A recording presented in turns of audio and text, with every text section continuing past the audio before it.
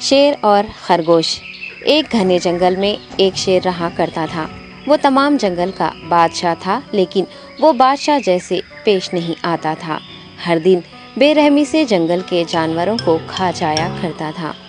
شیر کے خوف سے جنگل کے جانور چھپ جایا کرتے تھے اور خود اپنی بھوک و پیاس کو مار کر سخت مشکلات سے دوچار ہونے لگے تھے۔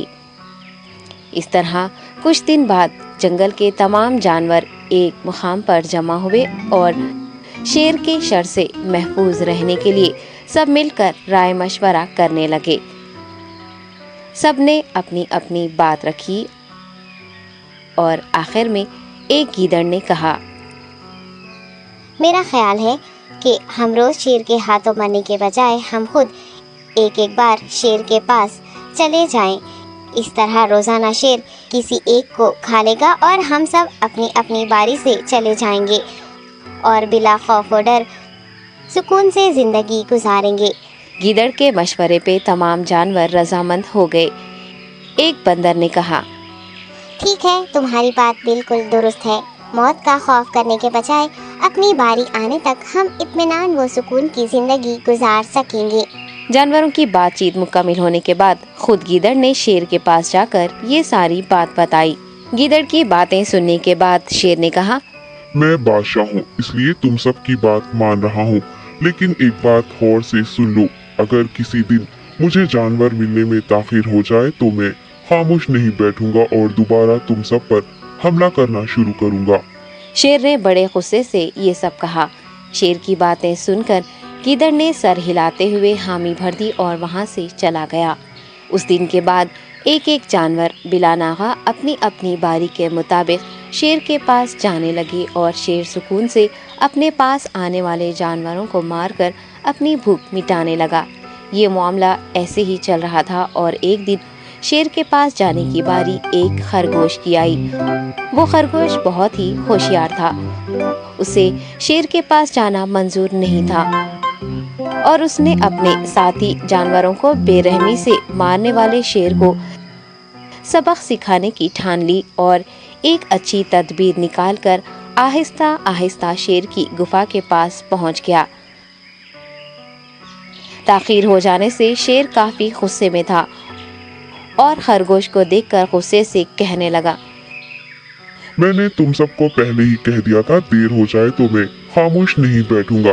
تم نے وعدہ خلافی کی ہے، اس لیے میں جنگل جا کر من چاہے جانور کا شکار کر کھا جاؤں گا۔ تب خرگوش نے شیر سے کہا، معاف کر دیجیے بادشاہ سلامت، غلطی ہو گئی اور اس کا ایک واجب سبب ہے۔ اطمینان رکھیے، میں بیان کرتا ہوں، آپ سنیے اور اس کے بعد آپ آرام سے مجھے مار کر کھا لیں۔ شیر نے پھر غصے سے کہا، وہ کیا بات ہے، جلدی بتاؤ۔ خرگوش نے کہا، بادشاہ سلامت، میں آپ کے پاس آ رہا تھا اور راستے میں مجھے ایک شیر مل گیا اور مجھے مارنے کے لیے آگے بڑھنے لگا۔ میں نے آپ کی بہادری کی بات اس شیر کے سامنے رکھی، لیکن وہ شیر آپ کے بارے میں بہت برا بھلا کہنے لگا۔ یہ سن کر میں نے غصے سے کہا، تم ہمارے جنگل کے نہیں ہو، ہمارے بادشاہ کے بارے میں ایسی باتیں مت کہو۔ یہ سن کر وہ شیر مجھ پر حملہ کرنے کے لیے تیار ہو گیا۔ یہ دیکھ کر میں نے کہا، تم مجھے مارو گے تو ہمارے بادشاہ تمہیں ہرگز نہیں بخشیں گے۔ تب اس شیر نے کہا، تمہارا بادشاہ میرا کیا کر لے گا؟ میں نے کئی ہاتھیوں کو اپنے پنجے سے مار گرایا ہے۔ تمہارا بادشاہ ہو یا کوئی اور ہو، میرے ہاتھوں بچ نہیں سکتا اور میرے سامنے کوئی ٹک نہیں سکتا۔ میں اسے ختم کروں گا۔ یہ سب بدتمیزی کرنے لگا۔ میں نے اس شیر سے کہا، تم ہمارے بادشاہ سے آ کر بات کرو۔ تب اس نے فخر سے کہا، میں کیوں آؤں؟ تمہارے بادشاہ میں دم ہے تو اسے ہی یہاں لے کر آؤ۔ یہ کہہ کر مجھے دبانے لگا۔ بادشاہ سلامت، اسی لیے آنے میں تاخیر ہو گئی۔ یہ سنتے ہی شیر غصے سے کہنے لگا، چلو ابھی چلتے ہیں، اسے ختم کر دوں گا۔ یہ سننے کے بعد خرگوش نے شیر کو جنگل کے درمیان موجود ایک کنویں کے پاس لے گیا۔ خرگوش نے کہا، بادشاہ اس کے اندر دیکھیے، وہ وہاں آپ کا بے صبری سے انتظار کر رہا ہے، آپ اسے اچھا سبق سکھائیے۔